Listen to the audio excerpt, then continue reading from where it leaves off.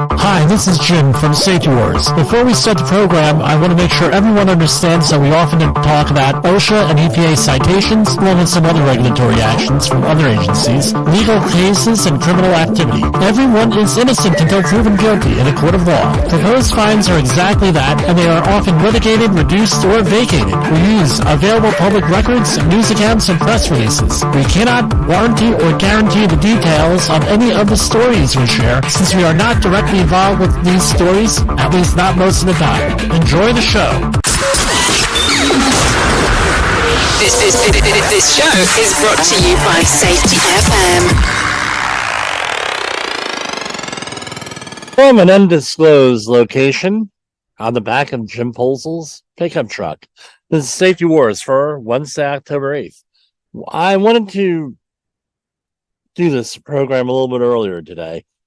It's not easier because we have a lot of post-production that has to go into it and everything, but the way the schedule's working out, and I've been missing a lot of programs recently, does seem to be the only way of doing this tonight. Or today, whatever we're calling this. So last night, I got some feedback. People wanted me to talk a little bit more on those two quotes that I use at the beginning of the program. And they're actually pretty important here for this. So let's see if I can do a share screen here. I am operating off of Zoom. So let's see where this goes. Right, this is right off of, yes, I use PowerPoint for generating all this stuff. The older you get, the heavier that baggage becomes that you haven't sorted through. So you pay the price. The older you get, the higher the price is. From Bruce Springsteen. That is from his movie Western Stars. Really important that we're going to go through this regularly here. It's extremely important that you sort through that emotional baggage. A lot of things happen. People get older, people die, people get born. I don't know. Maybe I should insert the circle of life right here. But it's important to try to resolve this thing earlier rather than later, because a lot of times if you have a problem with a person, they're not alive anymore, so you can't work things out. You cannot go out there and you cannot figure out what happened, why, details, talking about that context. The other thing is this.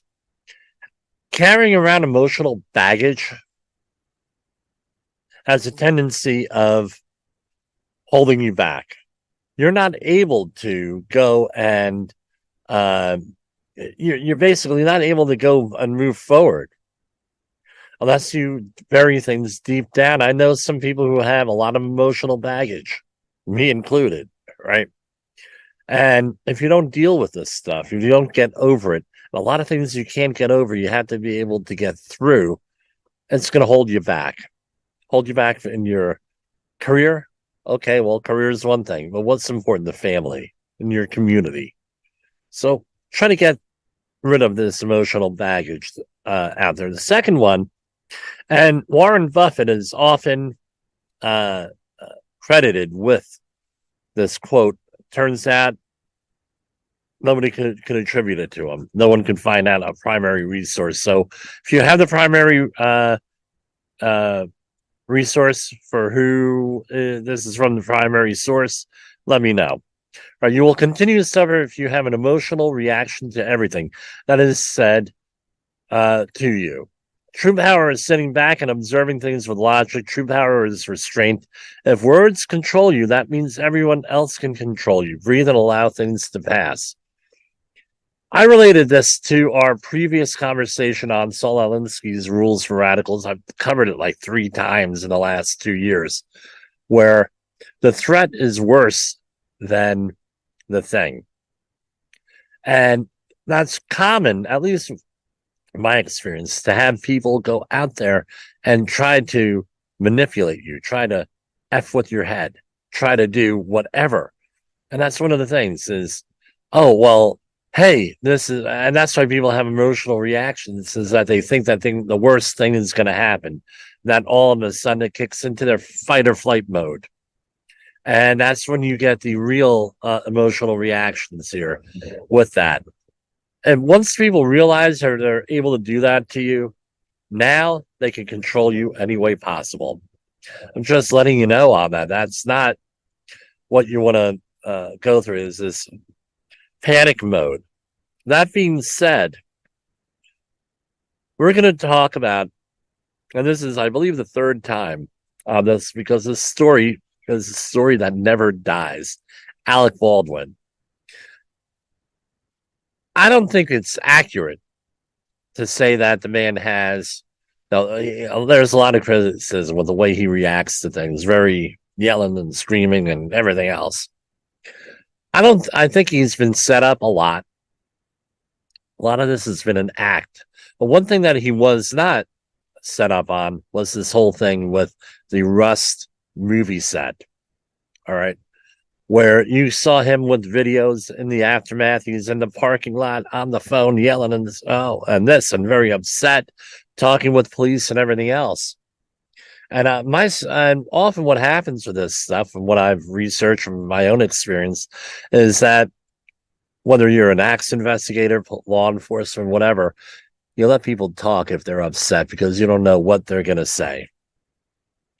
And this, again, I'm not giving advice on how to get out of things. When you say things, when you're under emotional duress, when you say things that are, in the heat of the moment, you often say the wrong things. Now, whatever Alec Baldwin said, this is what's caused, in my opinion, his issue here with this. Do I know if he's innocent or guilty, what he's accused in, this and that, what he's supposedly a new investigation? I have no idea. None at all. Everyone's innocent until proven guilty. But he might have brought some of this on himself with the way that he acted afterwards. And let it be a lesson for everybody here. And there's an update to this story. Alec Baldwin, and this is from Deadline.com, article by Dominic Patton and Anthony D'Alessandro from October 17th. This is yesterday. Alec Baldwin set to face new involuntary manslaughter charges, Rust prosecutors say. Just 6 months after criminal charges are dropped against Alec Baldwin for the 2021 killing of Rust cinematographer Halyna Hutchins, new involuntary manslaughter claims could be put before a grand jury in a matter of weeks. So they're reconsidering this whole thing as whether he's going to be charged. Right now, the armorer / crop person is being charged. Her name is Hannah Gutierrez Reed. Her trial is in February. She's facing a maximum of 18 months behind bars, $5,000 in fines. The jury finds her guilty verdict on the current charges. Reed has pleaded non-guilty, and these are involuntary manslaughter charges plus evidence tampering.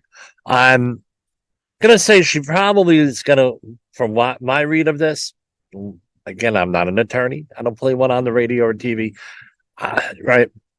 She probably is going to get off on these charges, except for this evidence tampering one. That one nobody likes.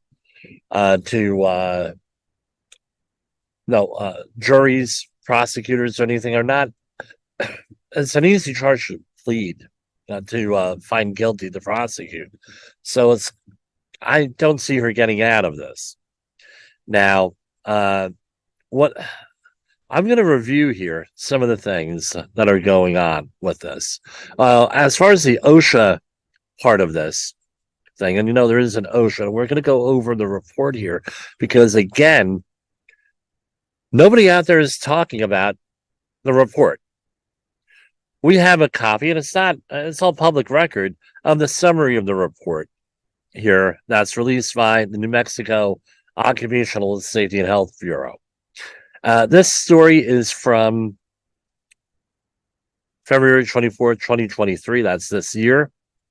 And we're going to continue to have updates to this whole thing as we go on. Once the trials start and everything else, this will probably go on for years. And I don't think I'm saying anything that's that we don't really know. This may be another trial of the century sort of thing with it, like what we had in OJ. But because this happened in the workplace, it was a workplace accident, we have now we have a lot of opportunity to learn from this. If you're a safety professional or if you're involved in workplace injuries, you have an interest in this. So that's why we're going out and covering this stuff.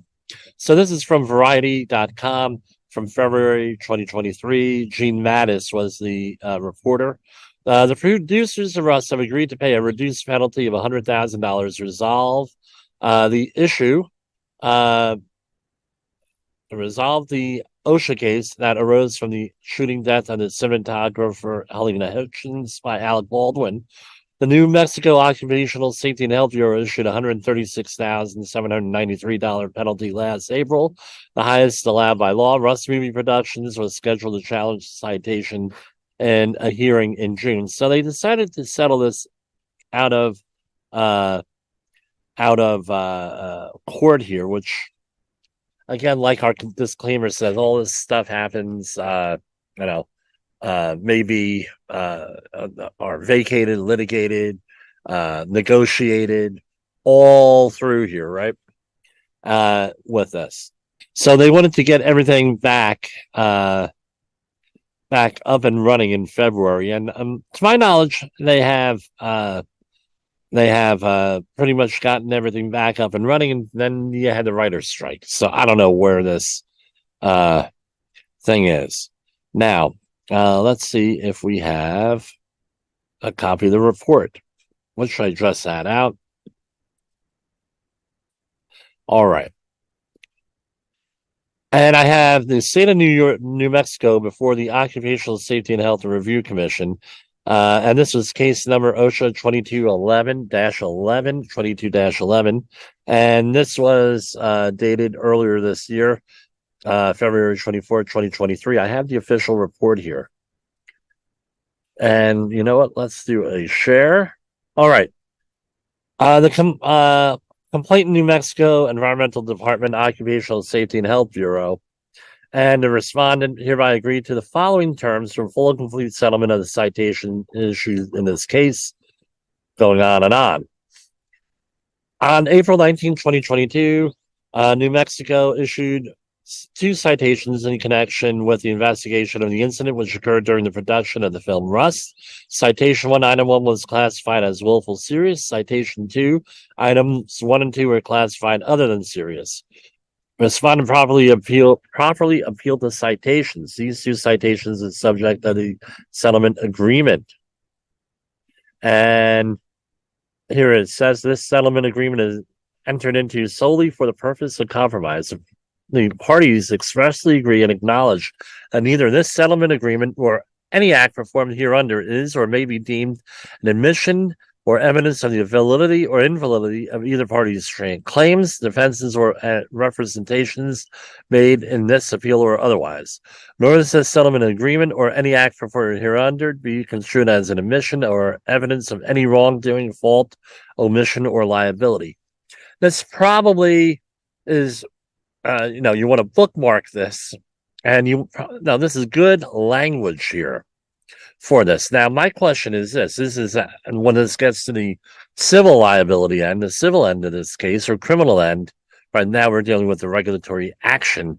When it comes to the civil or criminal end, does that actually going to matter, especially if this goes to jury trial? Terms and conditions. Citation 1. Citation 1, item 1, issued to the respondent was classified as a willful serious violation, provided for a penalty of $136,793.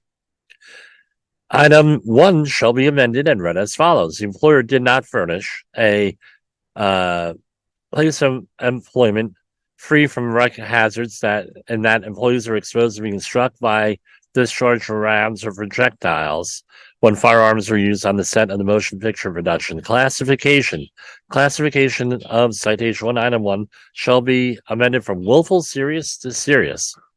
So the penalty went down from $136,793 down to $100,000. Citation 2. Item 1 issued to the respondent on April 19, 2022 was classified as other than serious and provided for a penalty of $0. The citation remains as issued. Penalty, the respondents agreed to pay a penalty of $100,000 within 30 days and going on and on and on. And that's what how that was all resolved. I'm just scrolling through this. There's nothing else here. All right. Now, I'm going to go through, and this may sound like we're backtracking here with this, on the original accident investigation report, because I think it's pretty interesting, to say the least, here. And the last time when I originally covered this, we did not have a video platform, so we weren't able to follow along. So this is from the State of New Mexico Environmental Department Occupational Safety and Health Bureau. Here is the summary of the investigation. On October 22nd, 2021, the Occupational Safety and Health Bureau, went and did this investigation about something that happened on October 21st, 2021. That is almost, the 18th? So the 21st is going to be Saturday. So it'll be 2 years Saturday. And again, this is Halyna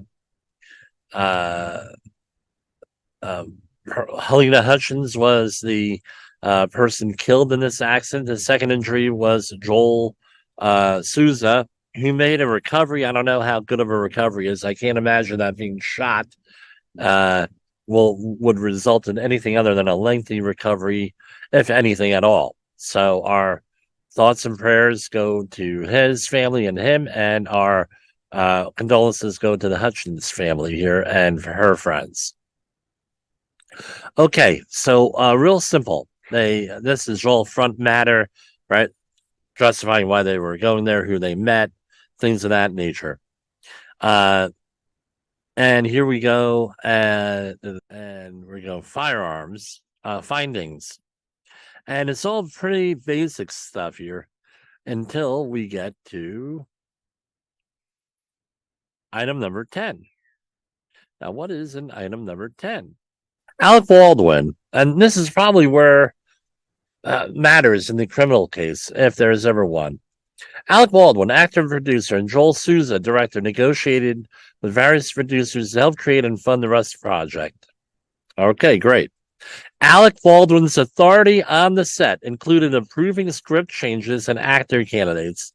Alec Baldwin also handled the revolver and fired the round that struck and injured Halyna Hutchins. I think, again, I'm not an attorney, that this is probably going to matter here where his authority was on that set. Yeah, the fact was he had the gun allegedly and allegedly shot her accidentally. However, and the other producer. Now that, again, what was his authority here? Hannah Reed reported to Sarah Zachary for direction on daily tasks. Sarah Zachary reported to Brian Norville. Brian Norville reported to Roe Walters, and Roe Walters reported to Gabrielle Pickle. Due to the nature of her position as the sole armor for us, Hannah Gutierrez Reed regularly corresponded with Gabrielle Pickle directly via text message and emails. Well, guess what? Lesson number 1. When people are telling you to do some pretty effed up stuff, you probably should get it in writing. This may in my opinion, may mitigate Miss Reed's situation here with this, because she got everything in writing. So if someone asks you to do something fouled up, you're a safety professional. That's how I'm viewing Miss Reed here, is as a safety person here. Really important you get that in writing. Dave Halls was also responsible for identifying and correcting hazardous conditions related to firearms safety. As an armor, Halyna Hutchins was responsible for storage, handling, and firearms and ammunition on set, and for training members of the cast who would be handling firearms. In accordance with Rust's safety procedures and industry-recognized safety practice, the armorer is required to be present whenever firearms are being handled and should, all right, should, meaning that maybe not, have the authority, but it would be a nice thing, have the authority to determine whether an individual requires additional safety training. However, Russ also required Halyna Hutchins to perform the role of props assistant with Sarah Zachary when firearms are not in active use. In an email conversation that occurred just 11 days before this incident, Gabrielle Pickle informed Halyna Hutchins that she was allowed 8 paid days at the armorer's rate in her contract to perform armorer tasks, and the rest of her time was to be spent as props assistant. Again, in writing. All right. Okay. And going on, the item number 13, Russ ordered ammunition with the intent to receive blank and dummy rounds. And the property master stated that Russ did not intend to have live rounds on the set. Live rounds may be distinguished by a small hole in the brass cartridge, indicating there is no powder, by a missing or dimpled primer at the bottom of the cartridge, or may shaken around and hearing the distinct clatter of a BB within. Unless a round is removed from the storage box or firearm inspected, it cannot be verified. On October 14th, 1 week before this, Gabrielle Pickle emailed Halyna Hutchins addressing armor and key assistant props duties, stating, "It has been brought to my attention that you're focusing far more on armor and not supporting props as needed." This now starts to give us some context. Remember, context, we're HOP people here, human organizational performance. HOP. Context drives behavior. In the same email, Miss Pickle informed Miss Reed that the, quote, production and AD team have seen twice that there was a shotgun left unattended after a scene. Miss Pickle went on to say that she needed some type of check-in or out system put in place immediately. Miss Hutchins responded by an email the same day saying that the armorer job was a very serious job, and since we've started, I've had a lot of days where my job should only be to focus on the guns and everyone's safety. Miss Hutchins said later in the email, there are working guns on its set every day, and those are ultimately going to be a priority, because when they are not, that's when dangerous mistakes can happen. Ooh. On October 16, 2022, that's 2 years ago, Monday, also my 51st birthday, here, in 2021, there were 2 firearms misfires on the rest set. In the first instance, Sarah Zachary inadvertently fired a blank round as she finished loading a .45 caliber revolver that was aimed to the ground. Right, this is one, if you're handling any type of firearm, this is item number 1. Do not point it at anyone. Right? Period. End of discussion. Have it pointed at a safe location. In this case, it was to the ground. To return the hammer to the closed position and make the firearm safe, the operator must hold the hammer and depress the trigger, guiding the hammer to the closed position deliberately. In case of the first misfire, the hammer slipped from Miss Zachary's thumb or fingers, likely resulting in the firing pin on the hammer striking the primer, which ignited the powder, firing the blank round. So blank round has powder in it, right? That's a misfire. The second misfire on October 16th, they were having a real bad day. And again, this is where we get into an issue is, can you develop a trend?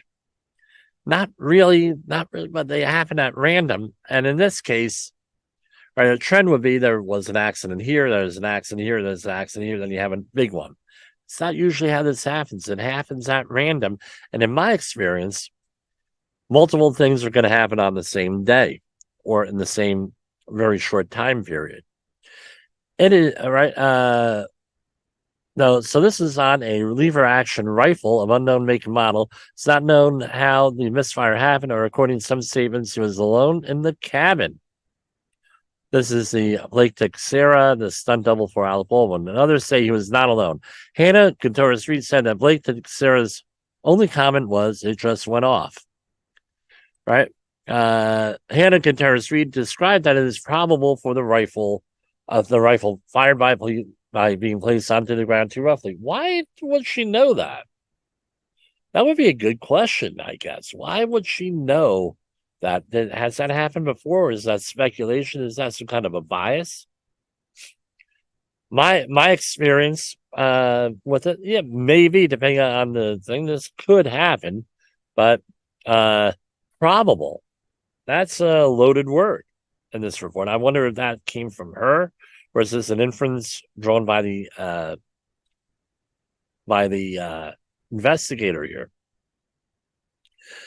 Going on a couple of days before the incident, on October 17th, Halyna Hutchins sent a message to Gabriel Pickles stating, "Hey, we're on day 8 of Armorer Days, so if there's gunfire after this, you may want to talk to the producers." Miss Pickle replied to the same day that there would be no more trading days, meaning prop days and Armorer Days. Miss Gutierrez then asked to clarify, training days? Miss Pickle responded, like training Alec and such? Okay.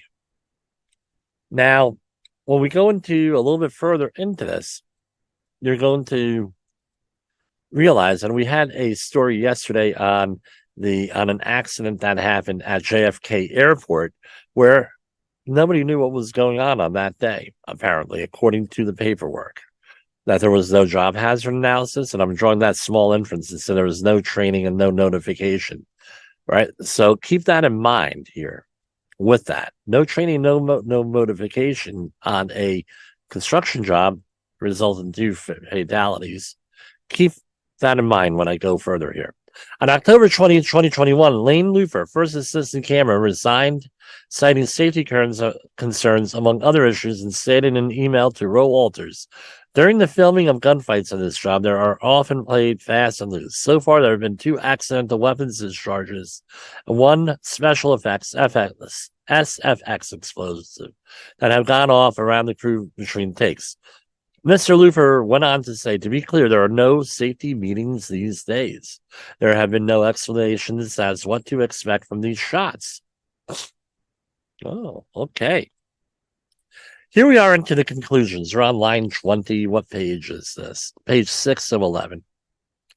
As a result of the inspection, OHSB determined that Russ was responsible for a serious violation of the New Mexico Occupational Safety and Health Act. So, again, we talked about how this was settled. While no specific state or federal OSHA standards exist for firearms used in the film industry, again, general duty clause situation here. It's clear that both the employer and the film industry recognize the hazard associated with the use of firearms on movie sets, the potential for serious injury to employees. Further, Russ demonstrated plain indifference to the safety of employees by ignoring recognized hazards inherent to the use of firearms and ammunition by failing to take appropriate corrective or investigative actions after 2 firearms-related incidents occurred on October 16, 2021, and after employees notified management that they did not feel safe with how weapons were being handled on set. Russ failed to follow company safety procedures, which likely would have prevented an accident from occurring. Again, no accident, no near-miss investigations, no incident investigations, no what the hell happened. I demand to know what the hell happened on this. Nothing, nada, according to this report on this. Again, it's all from New Mexico OSHA, right? Russ management did not ensure their own safety procedures taken from film industry safety bulletins issued by the industry-wide labor management safety committee were followed at the work site. According to the general safe practices document provided by Russ, following safety bulletins were taken into consideration during the course of the production. Additionally, on January 7, 2022, Russ attorneys informed and New Mexico Environmental Division, I guess, that the safety bulletins used on set included recommendations for safety with firearms and use of blank ammunition. Russ' use of procedures from Safety Bulletin 1's recommendations for safety with firearms and use of blank ammunition, and Russ' failures to effectively implement those procedures, including, right, you have to have this, right, failure to implement, right? The standards list in Bulletin 1 were not enforced by Rust managers. Wow. Bulletin 1 page 2, live ammunition is never to be used or brought onto any studio lot or stage. Bulletin 1 page 1, before any use of a firearm in a rehearsal or on-camera sequence or off-camera use, all persons involved must be thoroughly briefed at an on-site safety meeting where the firearms will be used. This meeting shall include an on-site walkthrough or a dry run with the property manager. Often called, and this is Jimmy saying this, often called a tabletop type thing, right? Or a rehearsal. So it has to be with everybody involved. So they didn't do that the day that this happened, right? So, and often any mention about firearms was brief and non-specific. So how are your safety meetings that you give in the morning? Are they a bunch of baloney? Are they like, we got to do another safety meeting today. We got to do another, blah, blah. Well, guess what? In this, in the industry, safety industry, often up until like 2004, 2005, my experience, the only time we had a daily safety meeting was when we were dealing with hazmats, because it was in the regulation that you have to give updates and things of that nature. And that's how the safety meetings took place, right? So under the construction industry, under OSHA, federal OSHA, not New Mexico OSHA, right? They have in 1926.21 paragraph B that they are you need to have an education, kind of inform people of all different types of things, right? That's in the construction industry, not this, but again, the industry standard is that they have to go in there, and that's why it's important to have a meaningful safety meeting regularly here. No one shall be issued a firearm until he or she is trained in safe handling, use, or safety lock. If there are any questions as to the so let's start again. Bulletin number 1, page 1. No one person shall be issued a firearm until he or she is trained in safe handling, safe use, the safety lock, and proper firing procedures. If there are any questions as to the competency of the person who will use the firearm, the property master or somebody shall determine if additional training is required. Page 3, and on page 3 of that pamphlet, ensuring that a sufficient amount of time has been allotted for training and rehearsal. Again, they had this whole thing that was rushed, according to this document. And here it is, right? Gabrielle Pickle. I hope Miss Reed's attorneys read this, because might be her get out of jail free card. Gabrielle Pickle instructed Hannah Couture Reed on October 17th that no more training days would take place, like training Alec and such.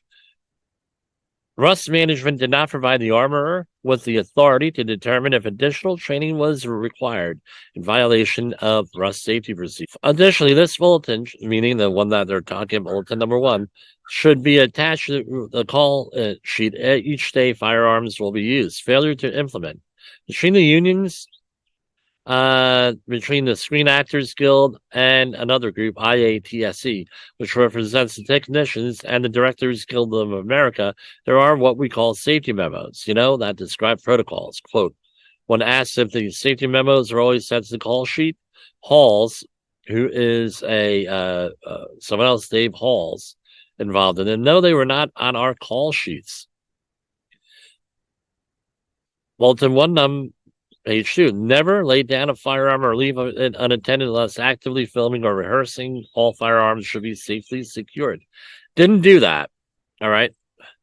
In here. And this admission by Gabrielle Pickle then informed Hannah Couture Reed that production and AD team have seen twice that there was shotgun left unattended. After a scene, we need to all weapons be in your control at any time they are used. So now we have conflicting information. Is she the armorer? Is she not the armorer? I don't know.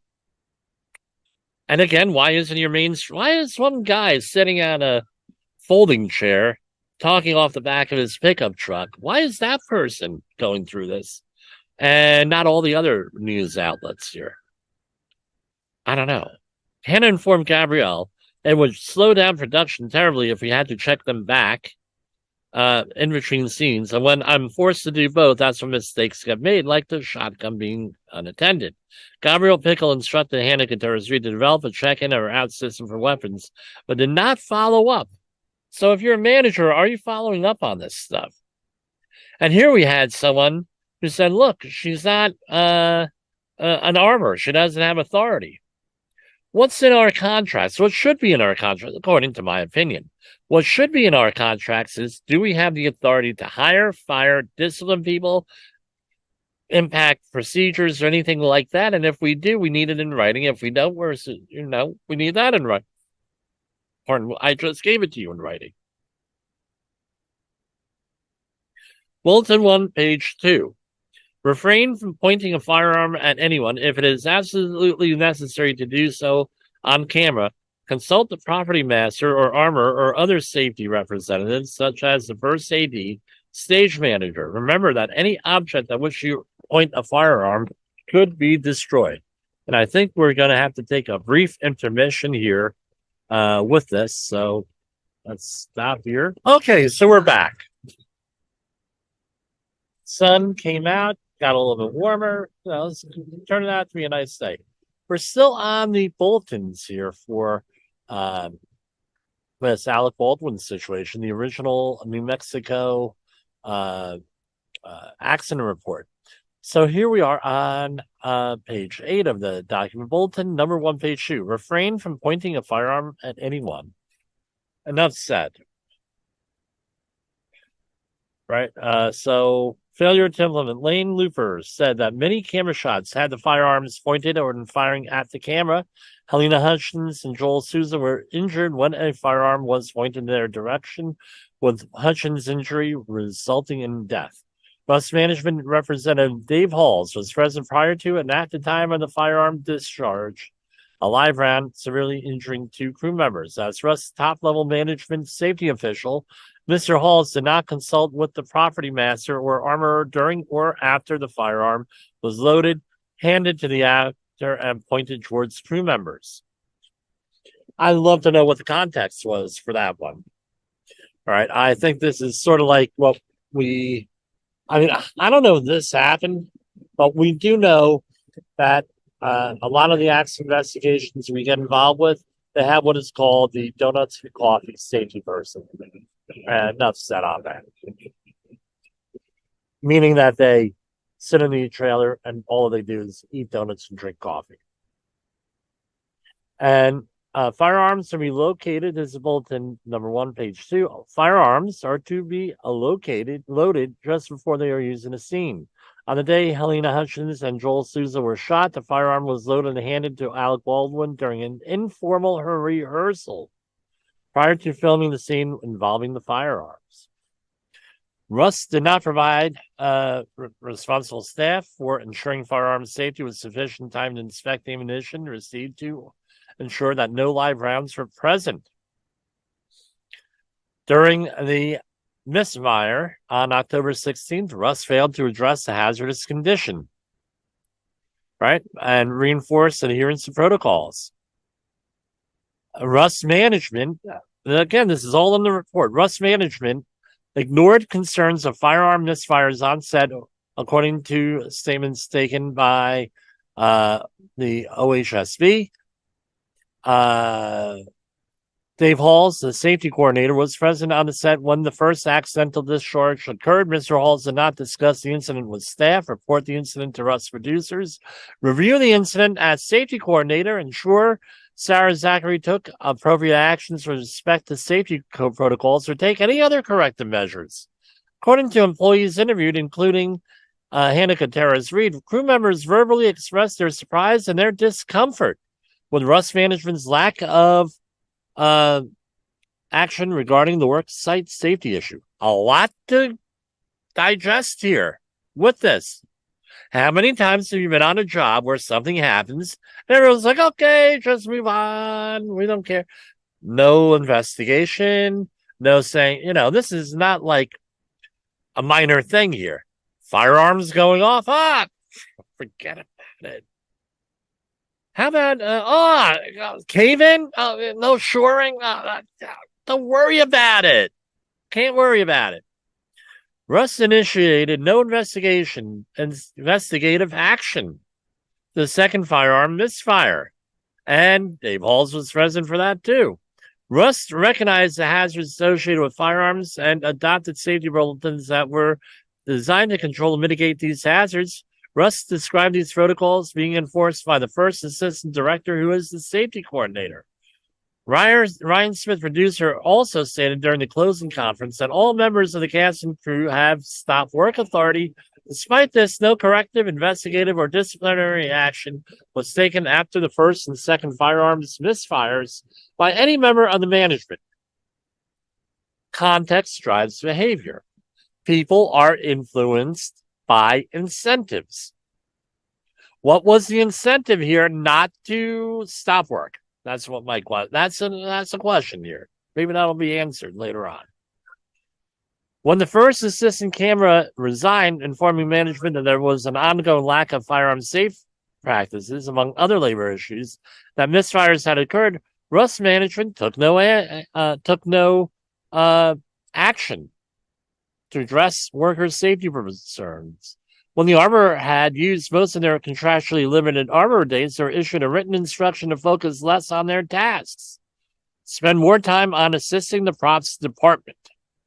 When the armor expressed a need to ensure actors be able to safely handle a firearm with a holster, they were told by line producer that the armor would be informed if that was necessary. When the armor was scheduled to train the stunt crew on firearm safety, she was told that the stunt coordinator would handle that. Okay. The employer demonstrated plain indifference to the hazards associated with firearms by routinely failing to practice line 28 out of the report, and failing to ensure that the handling of deadly weapons was afforded the time and effort needed to keep the cast and crew safe. Additionally, the employer disregarded or otherwise did not follow up, ask questions, or try to understand what happened when employees notified management about the misfire incidents and not feeling safe on set. The safety coordinator was present on set and took no direct action to address safety concerns. Management was provided multiple opportunities to take corrective actions and chose not to. As a result of these failures, director Joel Souza and cinematographer Halyna Hutchins were severely injured. Halyna Hutchins is succumbed to her injuries. So that was basically it with that. Now, let us go and look up because I want to make sure this is complete here on this. So we're going to pause here. And let me look up Dave Hall.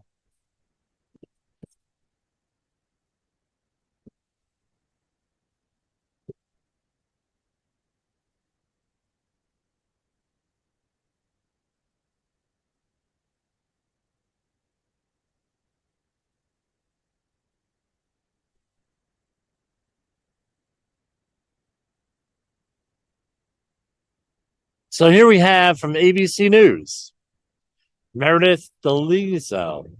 First assistant director for Russ has been sentenced to 6 months unsupervised probation as part of a plea deal in connection with the fatal on-set shooting of cinematographer Halyna Hutchins. Dave Hall, 63, was charged with negligent use of a deadly weapon in connection. The October 2021 shooting on the Santa Fe set of the Western Halls handed a Colt 45 allegedly to Alec Baldwin that fired when the actor was practicing a cross draw. Okay, so that's what he got on that. Now, this is what I want to point out here with this. A lot to be learned from.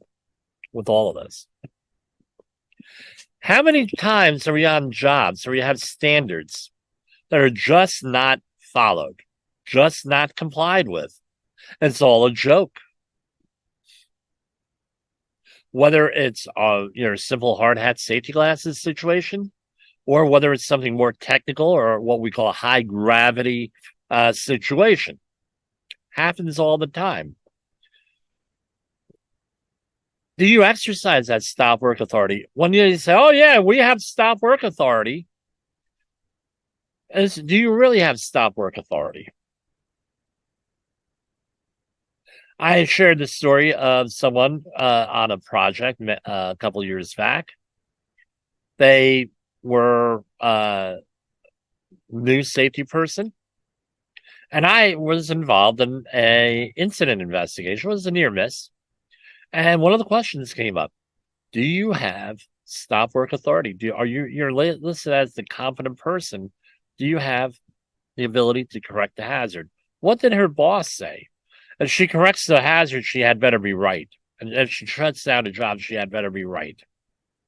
So do you really have that type of stop work authority? That's a question that has to be asked here. What about if you're a safety professional and see stuff going on and you say nothing and do nothing? I'm sure Mr. Hall's here, according to press reports, where she said something here. Again, what was driving the production was production driving safety.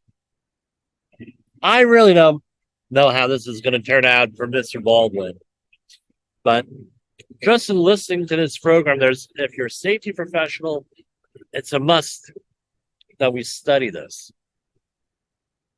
We could study this with our coworkers, read about this and study this, present this, to use it like a case study.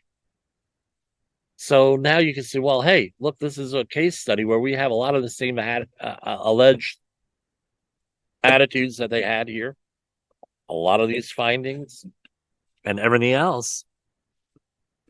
And then we have where we could have an issue. This is where our weak point is.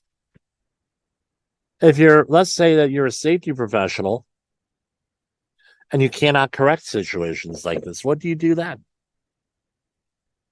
What do you do? Do you stay? Do you go? Do you try to fix things on the inside? Do you have that C-suite, right? CEO, CFO, COO, any of those level people on your side? If you don't, this is an example of what could go wrong. And I want to thank and congratulate the state of New Mexico for issuing this, and thank them for issuing this accident report so we get some insight and place some of this in context. Again, this is a one-sided report from New Mexico OSHA. I'm sure that there are other sides here. And I'm going to point out that everybody here is innocent until proven guilty in a court of law. And a lot of this stuff, as we saw in this case, got negotiated downward. And this would be a phenomenal case study for anybody there in graduate school or who's doing training or anything else to actually go and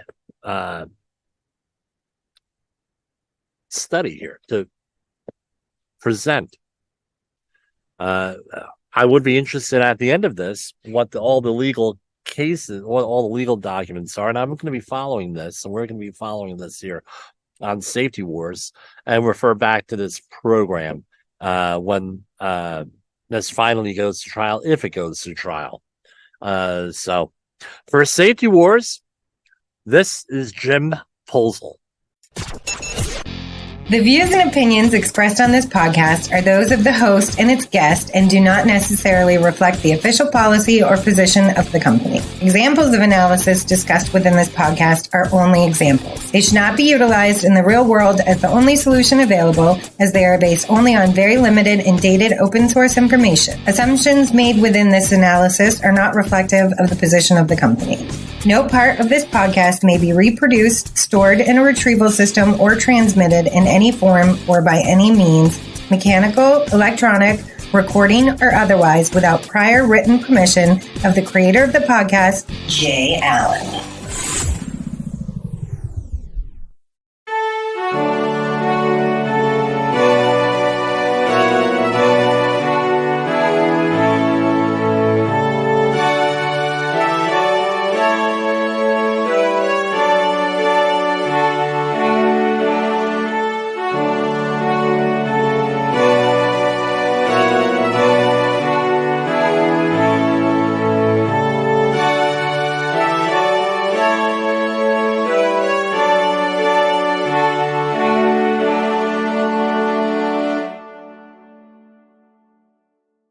We're going to discuss something that I always get a lot of questions on here, and that is the OSHA Outreach Training Program.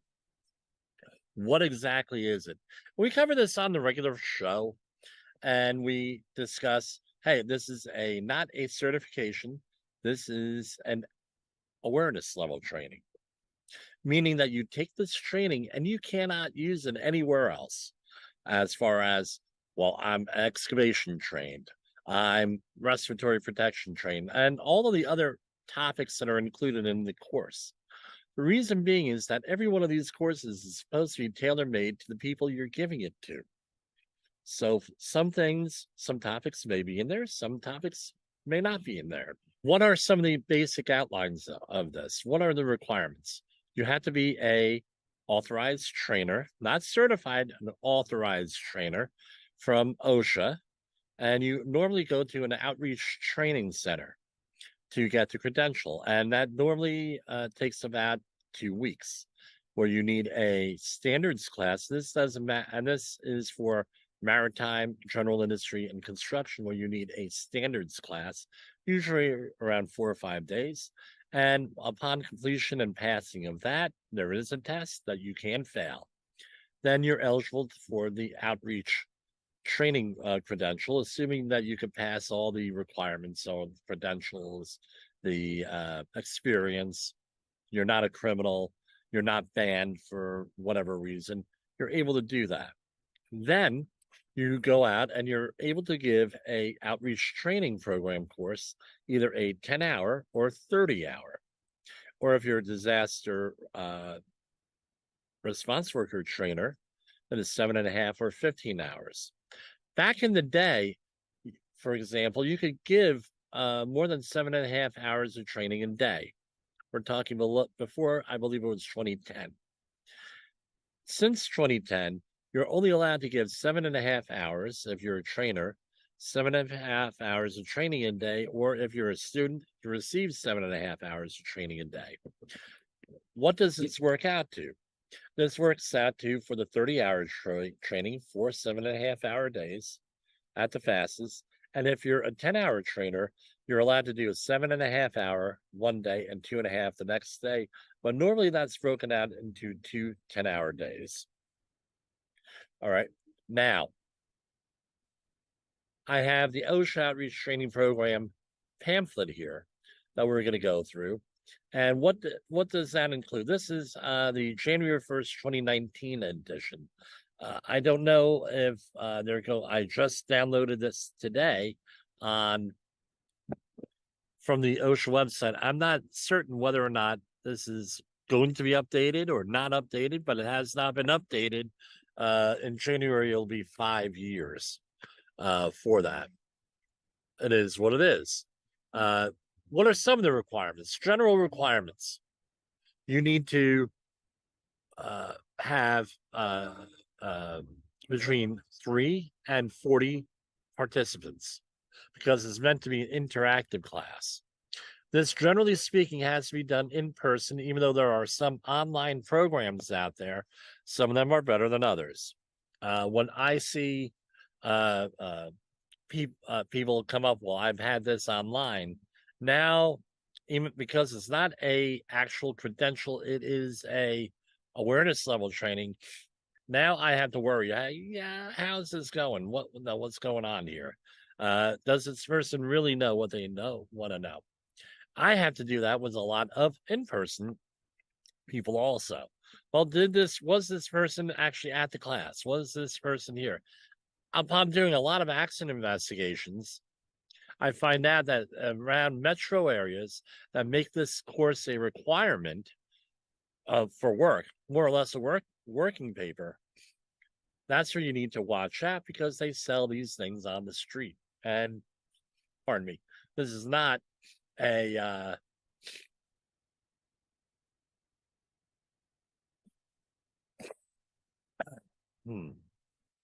So what I find out when I get into like a major metropolitan area that uses this as part of their working papers situation is that's when you need to watch out, because they're selling this on the street. I find this out through the accident investigations and everything else that I do, where I have this. Well, I see you're 30-hour trained. Are you 30-hour trained? Are you 10-hour trained? Yeah, Jim, I'm 10-hour trained. Yeah, I'm 30-hour trained. I'm this, I'm that, blah, blah, blah, blah, blah. Okay, great. Let me see your credential. Oh, okay. And they'll produce it. I'll run the back of it on, there's a QR code, make sure it's legitimate.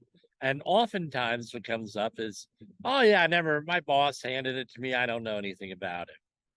Very frustrating for people who do legitimate outreach training. Then so now you're in the course. What do you have to be? There are certain requirements here. So let's start out with the 10-hour course requirements. This is for construction here, and we'll do this here. All right. So this is for 10-hour course. You have a mandatory 6 hours. Hour 1, introduction to OSHA. All right, very simple. For construction, you have the focus 4 hazards. You have to have a training on falls for a minimum of 1 hour and 30 minutes, electrocution, struck by, and caught in between. So for falls, it's 1 hour and 30 minutes. The rest have to be covered for a minimum of 1/2 hour. And for total, that comes out to 4 hours. 5 hours mandatory training. Those are the mandatory for that. Then you have personal protective equipment. That's part of the mandatory program also. And health hazards in construction, another 30 minutes. So doing your math, that comes out to 5 hours. Right? So you have 1 hour intro, 4 hours OSHA Focus 4, and then you have 30 minutes personal protective and life-saving equipment and health hazards. Now you're able to go into the elective, and this is for 2 hours, and you must present at least 2 hours of training on the following topics, and at least 2 topics must be presented. The minimum length of any topic is 1/2 hour. So you have a choice between cranes, excavations, materials, handling, storage, and useful and disposal, scaffolds, stairways and ladders, and tools. Now you can see where certain things you don't have to include. So, for example, with that recent accident out of JFK Airport with a double fatality, those folks are probably 30-hour trained, but may not have the training in excavations, may not have the training in cranes, may not have the training in scaffold. No, and this goes everywhere. So what ends up having to happen is you, being the employer, have to supplement or have to do the training in accordance to the regulation or other requirements. That's what one of the questions was today. Jim, we have training in this, and this. Can't you just give us an 30-hour course? And I said, no. A 30-hour credential? No, I can't. I have to go through the whole thing. And then you have an optional 2 hours. where you have to teach other construction industry standards or policies and or expand on the mandatory or elective topics. The minimal length of any topic is 1/2 an hour. That's what it is. And that takes 2 days minimum on a 10-hour course. Then you have the 30-hour construction industry outreach training course. This is a little bit different. This is a little bit more comprehensive. So remember, this is over 4 days. You have Introduction to OSHA for 1 hour.